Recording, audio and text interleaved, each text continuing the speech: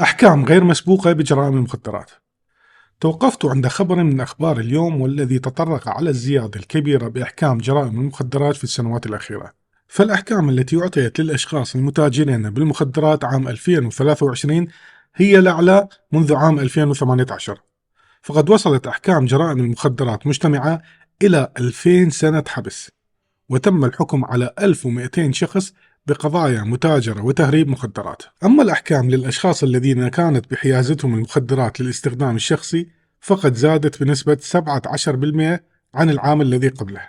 يحسب للشرطة الدنماركية هذا الجهد المبذول لمحاربة تجارة المخدرات، ويعود سبب نجاحها هذا إلى قدرتها على اختراق وسائل التواصل المشفرة بين العصابات، واستطاعت الوصول إلى التجار الكبار.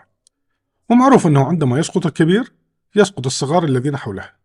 لو نعود بالزمن إلى 10 سنوات إلى الوراء، فإن اكتشاف كمية مخدرات ب10 كيلوات في ذلك الحين كان يعتبر نجاحا للشرطة، لأن 10 كيلوات تعتبر كمية كبيرة بعالم المخدرات.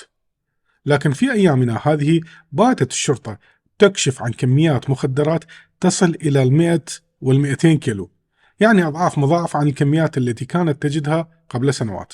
طيب، هنا عن نفسي أسأل سؤال بسيط وعندي إجابته بنفس الوقت: أين تذهب كميات المخدرات الكبيرة التي تدخل البلاد؟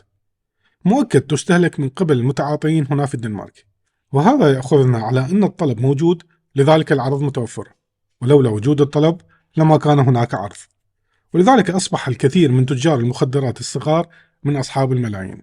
إيقاع الشرطة بالعصابات أمر مهم، لكن الأهم أن يكون هناك حملات توعية للآلاف المؤلفة من المواطنين الدنماركيين الذين يتعاطون هذا السم القاتل ويساهمون باستمرار دورة الشر هذه. والكلمات الأخيرة كانت وجهة نظر شخصية. نلتقي على الخير، حياكم الله.